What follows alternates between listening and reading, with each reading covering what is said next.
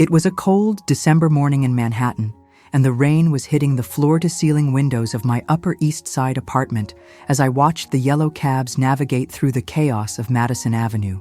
My phone buzzed with a text. It was Madison, my older sister. "We need to talk. It's urgent," the message read. My heart skipped a beat. 3 months earlier, our father had died from a sudden heart attack, and since then, our relationship had drastically deteriorated. We grew up in a brownstone on the Upper West Side, one of New York's most prestigious neighborhoods. Dad owned one of Wall Street's most prominent law firms, specializing in corporate law and international mergers. Madison had always been his golden child, the firstborn who followed in his footsteps, graduated from Harvard Law, and was now a senior partner at the firm. I, Olivia, became a pediatrician at Mount Sinai Hospital. Dad never hid his disappointment when I rejected continuing the family tradition. I met Madison at the plaza for high tea, our usual meeting spot since we were kids. She was glowing, her blonde hair perfectly styled, wearing a suit that probably cost what I made in 3 months. "Olivia, I'm getting married," she announced, showing off a ring with a diamond that sparkled under the crystal chandeliers. Blake, her fiancé, was the son of a federal judge, himself a successful attorney. The perfect match in the eyes of our social circle. "That's wonderful, Maddie," I replied, trying to sound genuinely happy. She started talking about the preparations, the catering from Daniel Boulud, the flowers from Emily Thompson, the dress from Vera Wang. "It'll be in March at the Rainbow Room.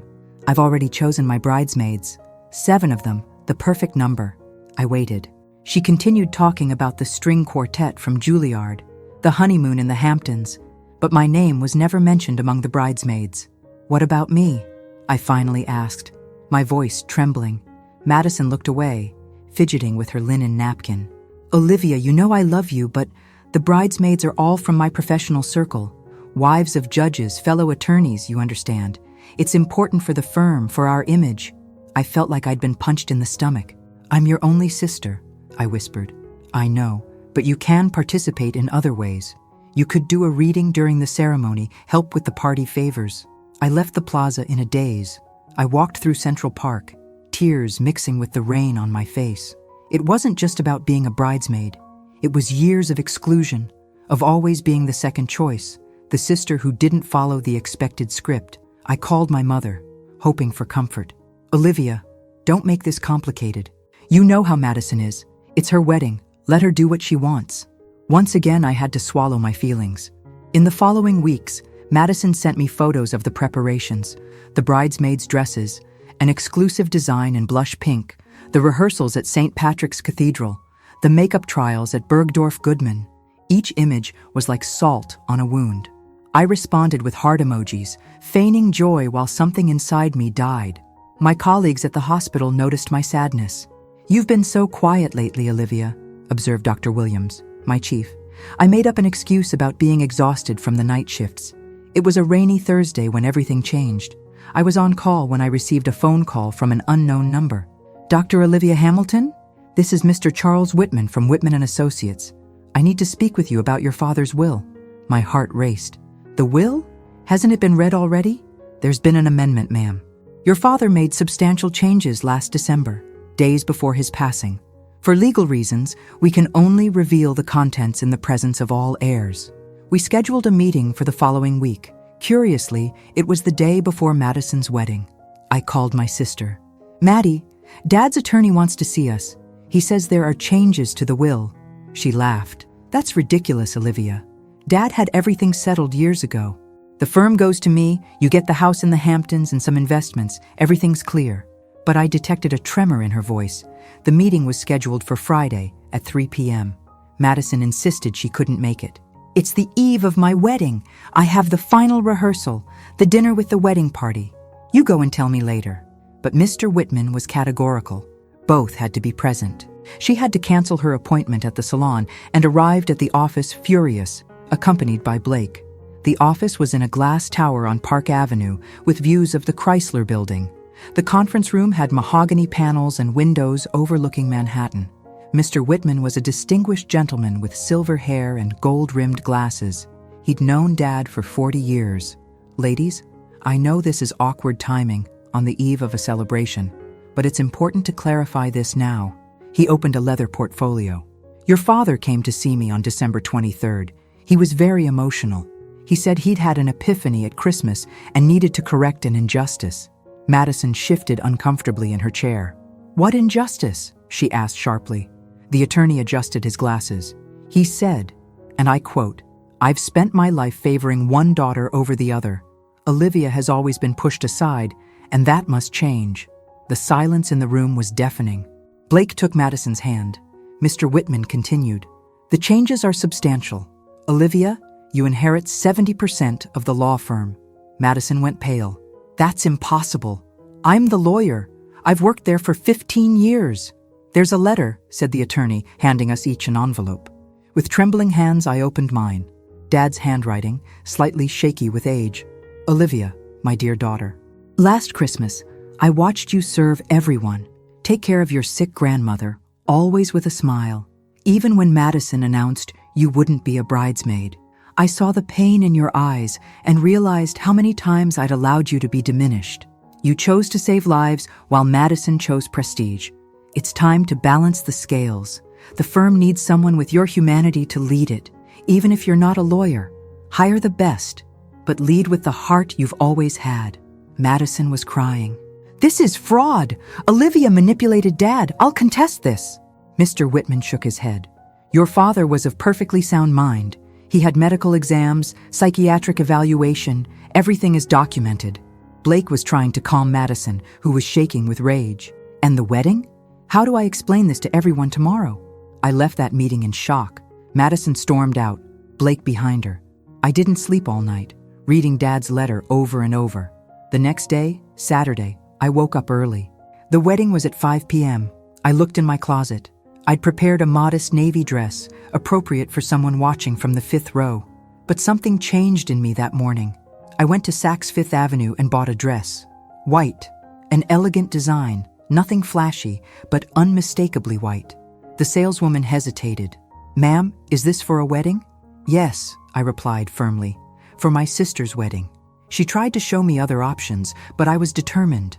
I arrived at the Rainbow Room at 4:45. The venue was magnificently decorated with white orchids and gold accents. Waiters circulated with champagne.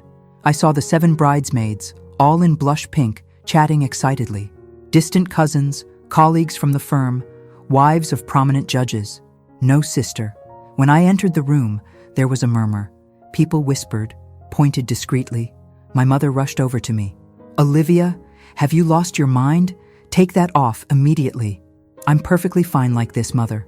She turned red. You're going to ruin your sister's wedding. Like she ruined our relationship? I replied calmly. I sat in the 5th row as expected.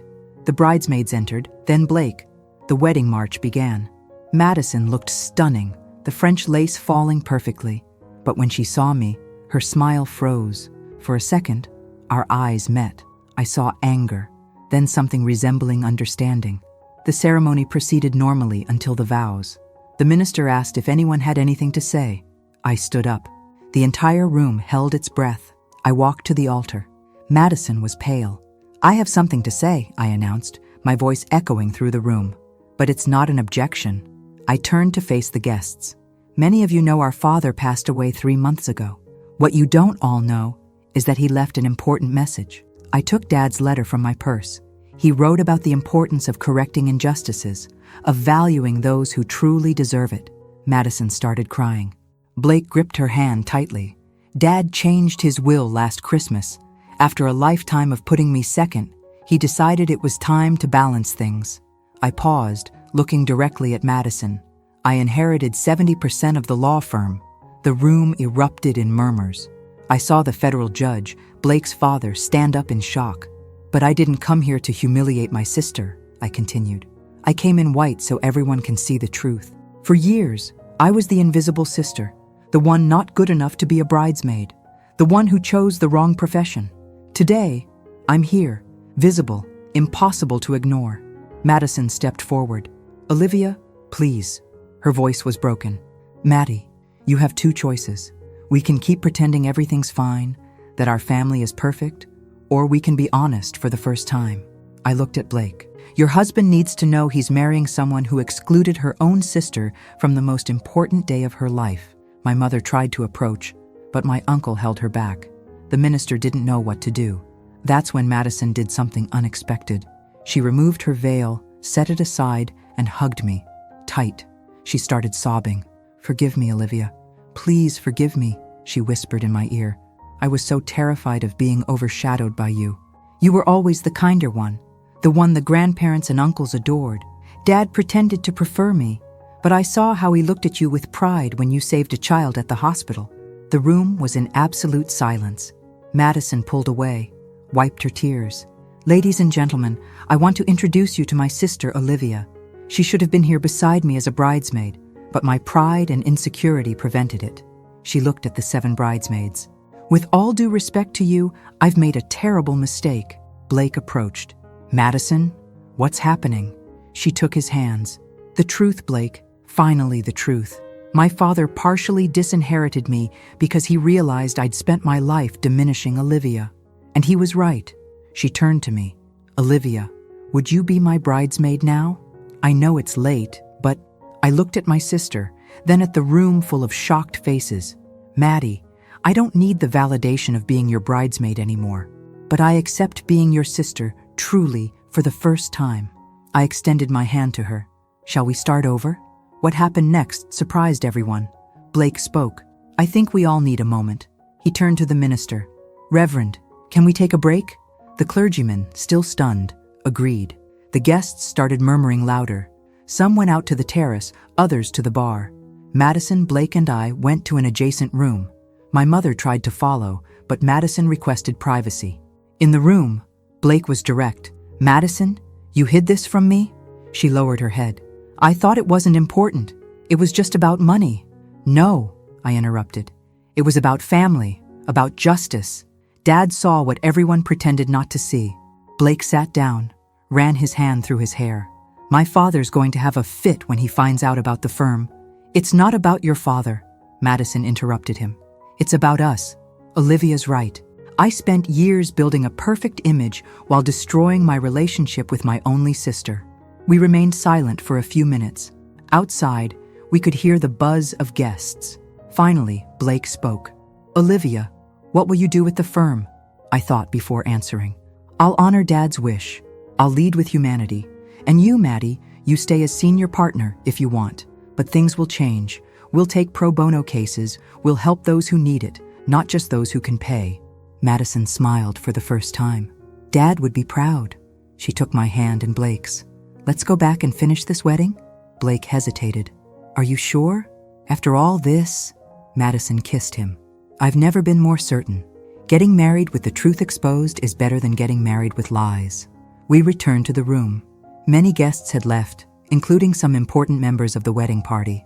But those who remained seemed curious about the outcome. Madison approached the microphone.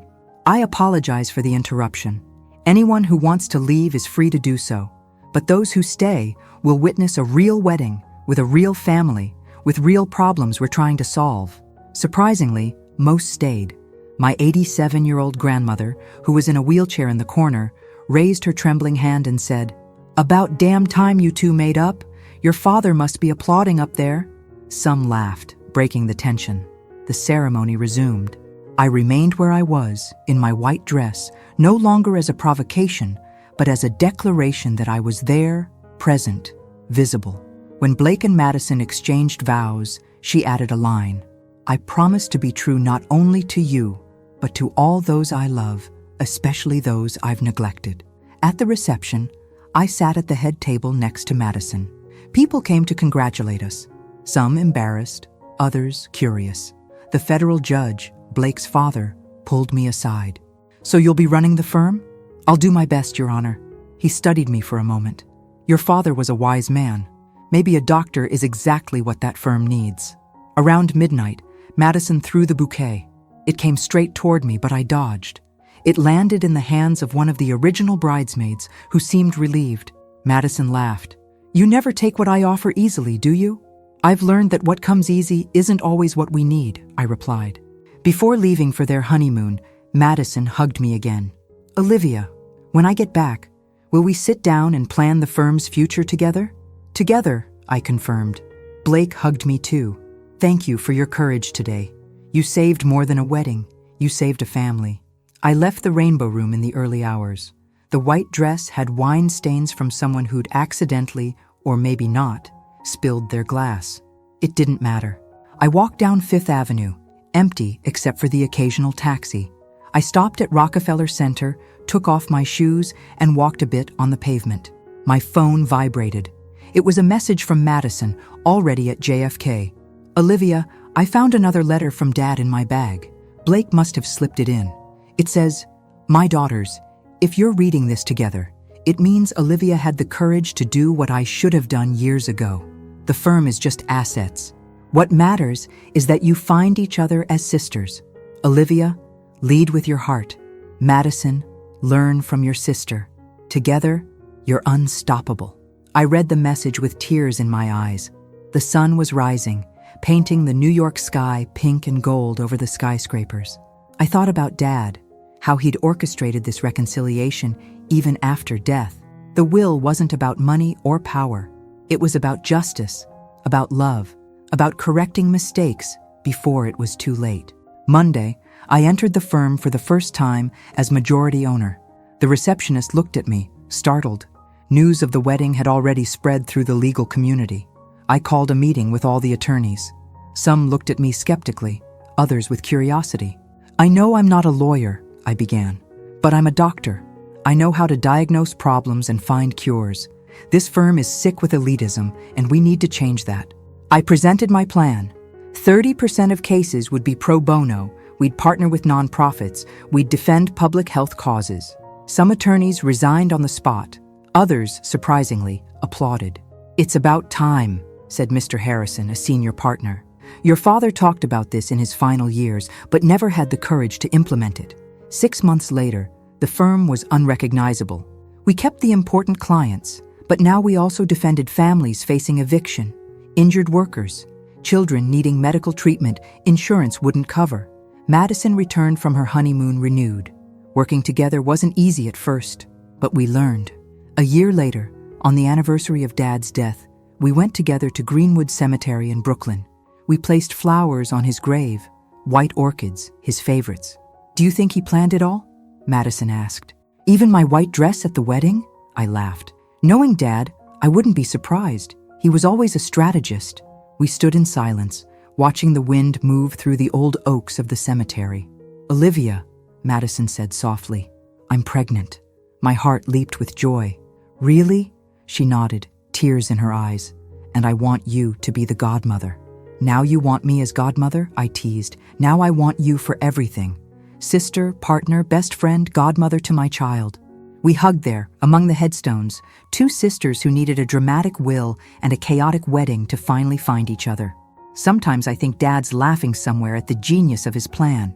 He didn't just divide his estate, he united his family. The firm is now one of the most respected in New York, not just for prestige, but for social justice work. Madison has become a leading voice in civil rights law. I continue as a pediatrician, but now also a businesswoman, proving compassion and success can go hand in hand. Blake has become a wonderful brother-in-law and great support. That morning at the cemetery, I looked at Dad's headstone. "Thank you," I whispered, "for seeing me when I felt invisible, for correcting your mistakes even after death, for giving me not just a firm, but my sister back." The wind blew stronger, as if answering. Today, when I tell this story, people don't believe it. An excluded sister, a surprise will, a white dress at someone else's wedding. It sounds like a movie script, but life sometimes surpasses fiction. And the truth, however painful in the moment, always sets you free. Madison framed my stained white dress from the wedding. It hangs in the firm with a plaque, "The Courage to be Seen." It's a daily reminder that sometimes we must break protocol, challenge conventions, and wear white when everyone expects us to be invisible. Because in the end, it's not about inheritances or perfect weddings. It's about authenticity, forgiveness, and the courage to start over, even when it seems too late. So what do you think about this story? Would you have had the courage to show up in white? Was Olivia's father too harsh on Madison, or did he do the right thing? Let me know in the comments below.